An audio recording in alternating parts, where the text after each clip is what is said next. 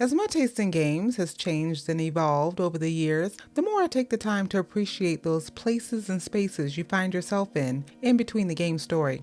Often seen as just a nice breather from the stress of the game, these slow-paced moments are some of the most important places in the game as they help shape the narrative in such a way that you learn so much more than if you simply focused on the mission.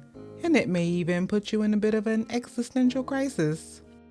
Near the start of the Talos Principle II, you are given a choice. You can hop directly on the helicopter and head off on the expedition to explore the origins of a figure that mysteriously showed up, or you can tell them to hold on a minute and instead take your time exploring the city and the history of the original humans that died off long ago. After Henry begins his new job as a fire lookout in Firewatch, you have the choice of closely following the directions of Delilah to advance the story, or you can spend your time wandering through landscapes of the Shoshone National Forest as more of it opens up to you. In What Remains of Edith Finch, you can move quickly from shrine to shrine without really investigating the rooms, or you can linger in each space, viewing family pictures or sitting with your own feelings of grief that you experience after the story of each loss. By the way, have you ever seen someone just speed their way through What Remains of Edith Finch and not pay attention to like half of it? It really does something to my spirit. On the surface, these games may not appear to have much in common. They have different gameplay styles, and the environments each have their own distinct vibe. A hot, dry summer spent alone in a tower overlooking a forest in the state of Wyoming. A family home with rooms tacked on precariously, heavy with the weight of mystery. A futuristic world where humans are extinct, but their culture lives on through a civilization of robots who contemplate logic, philosophy, history, and morality. But what these games do have in common is, in between the mysterious discoveries and the branching dialogue trees, there are these slow, quiet moments where it's just you alone with the game world. In fact, when one of my viewers suggested I try the Talos Principle II, I read a few player comments about the game, and one of the criticisms that surfaced a few times was about these quiet moments. That the distance and the navigation between the puzzles slowed down the game's pacing, with some players saying that it gave the parts more of a walking simulator feel. And I honestly, I really like that. These spaces become meditative. They give you time to reflect upon what you've just experienced, and with no immediate threats or NPC chatter to distract you, you really have time to make sense of what the game is really trying to tell you. Now, I'm going to get a bit into some of the story details for Far Lone Sails, Far Changing Tides, and Jusant. Nothing major, but feel free to use the timestamps if you want to go into those games completely unspoiled. Far Lone Sails starts out pretty depressing. Lone is the last person left in a once thriving civilization that has now been reduced to a post-apocalyptic landscape. Although the reasons are not immediately apparent, what we do see is that the oceans have all dried up and the world has been left abandoned. You grab the little mailbox to remind her of her home and embark upon a voyage across a barren landscape, navigating this car sailboat thing that is so massive that it struggles to regain momentum anytime it slows down. The journey is similar in the Changing Tides, where you control a young boy who travels in a sort of submarine ship as he ever so gracefully explores a flooded landscape.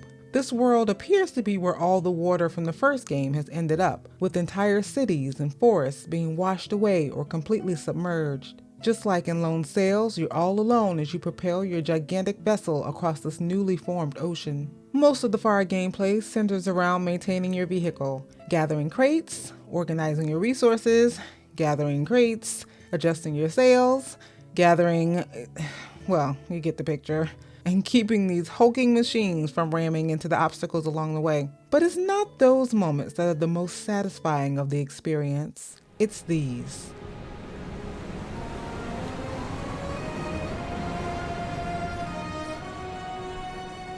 In both Lone Sails and Changing Tides, the solitary journey steers towards being contemplative. You are completely alone with nothing more to do than to keep your clunky and surprisingly fragile vehicle running. But it's during the times where you have enough fuel burning, all of your resources have been neatly stored away, and nothing on your vessel is on fire, that you have a moment to really feel how empty this world is. In changing tides, there are stretches of nothing but water. In lone sails, the locomotive lumbers along with nothing but gray skies for company. Taking a moment to stand aboard your ship not only gives you a cool shot for a YouTube video, but you really get to feel what has happened to this world. Ships littering the desert that once was an ocean. Sailing across homes and trees that were once towns and forests. It's during those long stretches of nothingness where you have time to make sense of everything that you've seen and encountered. What happened to this world? Is there anywhere even left to go? And most importantly, what would I do if I was the sole survivor of an entire civilization? I gotta tell you, I probably wouldn't fare very well. In so many games, the focus is on the destination, getting where you have to go. But here, the journey is the point of it all, and the message these environments are trying to tell us, but only if you slow down long enough to listen. My love of environmental storytelling is the reason why when Don't Nod offered me a game key to play Jusant, I didn't hesitate to take them up on it. I often approach games like this as a sort of archaeologist, sorting through the remnants of the past to understand what life was like for the people here who climbed up and down the tower to travel from region to region, most never setting foot on the ground. At times I'd even wonder if these people were even people at all. After all, their ability to exist up in the thin mountain atmosphere and their incredible upper body strength suggests that they might be something else entirely. When we meet our young protagonists, we already see the rusted and decayed ships scattered about the ocean floor after the tides have receded. Jusant is centered around the game mechanic of mountain climbing, and that is definitely a highlight of the experience. You control each hand movement independently as you climb higher and higher up the tower, and the ascent is both methodical and meditative. After all, it's just you and your rope, and your tiny companion who has come along for the ride. The actual story of Jusant is told through found letters and illuminated paintings. I didn't actually read all of the letters I collected until the game was over because, quite frankly, you don't actually need to read the letters to enjoy the experience of the journey. The game's environment is rich with environmental storytelling, and there's so much to learn just by stopping and looking around at the ruins of the civilization. I'd come to someone's home and slowly pan the camera around to marvel at the ingenuity that they must have had to create all of these societies within this mountain. Standing there with just the sounds of your footsteps and the birds circling below you, you can peer out into the vast emptiness and see things in a whole new way. And you really get a sense of the immense scale of the journey and how the sun has devastated this world.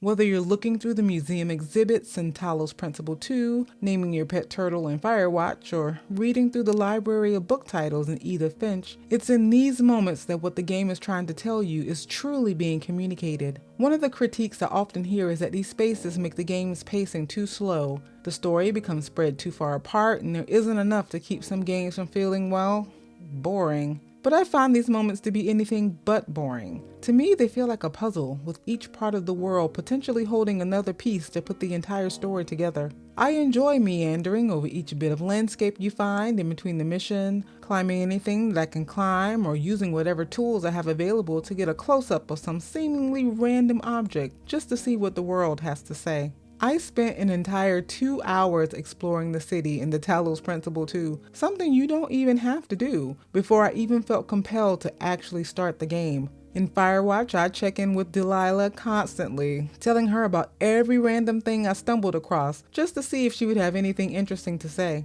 After completing my climb in Jusant, I sat quietly with some hot tea and read through the letters one by one, knowing I'd climbed my way through their worlds and that I had first-hand experiences of so much of what they discussed, which made those letters, which previously may have meant nothing, mean everything. If you enjoy discussing the nuances of games and the deeper meanings that they have, I'd love for you to subscribe to the channel. Games like What Remains of Edith Finch, which is an experience like no other that I totally made a love letter about. You're welcome to check it out and share your own experiences with the game. I'm Journey, and I'll see you in the next one.